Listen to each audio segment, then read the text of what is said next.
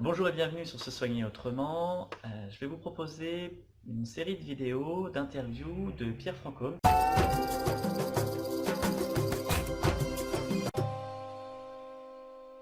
Bonjour Pierre Francôme. Oui, bonjour. Je suis absolument ravi d'accueillir Pierre Francôme. Alors si vous ne le connaissez pas, c'est le père actuel de l'aromathérapie. On se présente souvent Avicenne et René-Marie Godefessé comme les grands-pères de l'aromathérapie.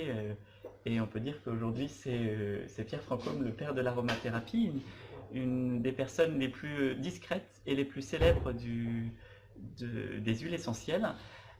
Pour l'anecdote, qui n'en est pas une, c'est grâce à Pierre Francôme qu'on connaît aujourd'hui l'arbre à thé, le fameux tea tree dont on parle tant. Est-ce que vous avez quelques mots pour vous présenter, s'il vous plaît, Pierre? Oui, bien sûr. Actuellement, je fête quasiment mes 45 ans de carrière dans le domaine de l'aromathérapie. C'est déjà pas mal. Alors, vous parliez du tea tree, mais également beaucoup d'autres qui sont devenus des huiles emblématiques de l'aromathérapie. L'immortel, par exemple. C'est vrai, oui. Voilà, l'Eucalyptus radiata, le Ravinsa et bien d'autres. Voilà. J'ignorais pour le Ravinsa. Oui, bien sûr. Donc aujourd'hui, je disais que vous étiez très discret, cependant vous avez quand même un laboratoire, Pierre Francôme Lab, tout à fait. Qui a la particularité en fait de distiller des huiles essentielles rares, voire même uniques, puisque vous êtes le seul à le distiller. Je pense entre autres au muscadier d'Afrique. Oui, tout à fait. Donc vous êtes le seul à...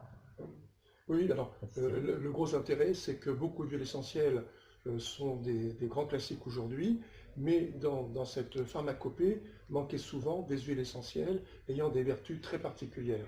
Et le but de mes recherches, justement, c'est d'aller découvrir sur la planète ces types d'huiles essentielles qui répondent à des besoins qui ne sont pas, je dirais, actuellement disponibles.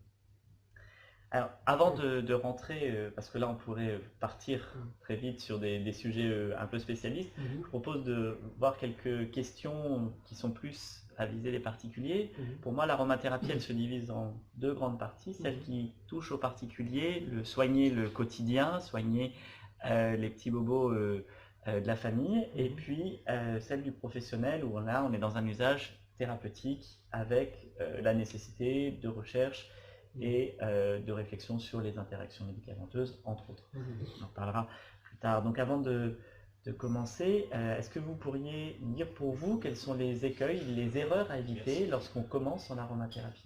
Alors, quand on commence en aromathérapie, il est nécessaire d'avoir quand même lu un tout petit peu certains ouvrages, certaines revues, publications, pour ne pas faire n'importe quoi. Voilà. J'ai vu souvent des mères de famille qui nous demandent des huiles essentielles et quand on pose la question, finalement, ils allaient souvent en faire un mauvais usage. Alors je vais donner un exemple concret. Au début de ma carrière, une mère de famille se présente et demande un flacon de sarriette, un produit donc, que l'on trouve à peu près dans tous les catalogues.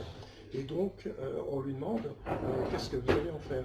Eh bien, ce qu'elle nous a répondu, c'est que c'est pour mettre des gouttes dans l'oreille de mon bébé qui a une otite. Alors, si jamais ça avait été fait, c'était le drame et directement l'hôpital.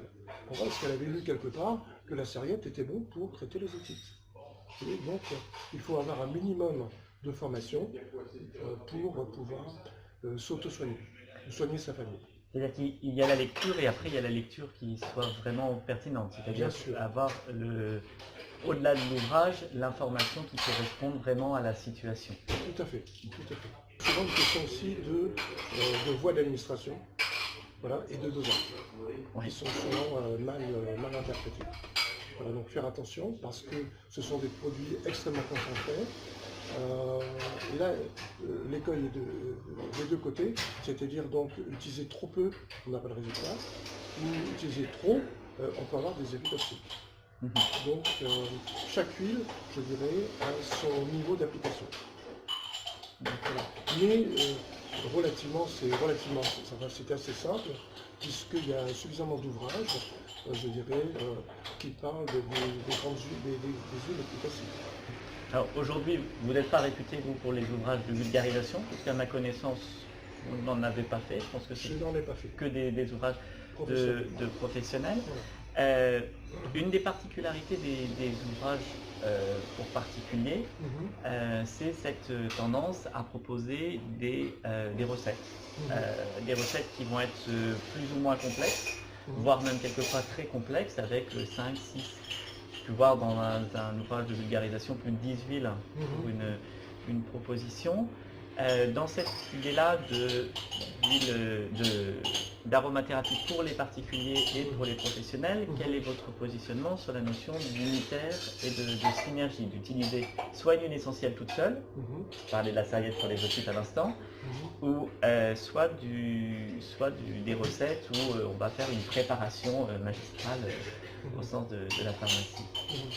Voilà. Alors, mon point de vue est simple. On peut faire soit ces formules, utiliser les recettes, soit des unitaires. Les deux sont possibles, tout dépend de la pathologie. Voilà. Si vous prenez par exemple tout simplement une grippe, avec une huile essentielle, on peut s'en sortir.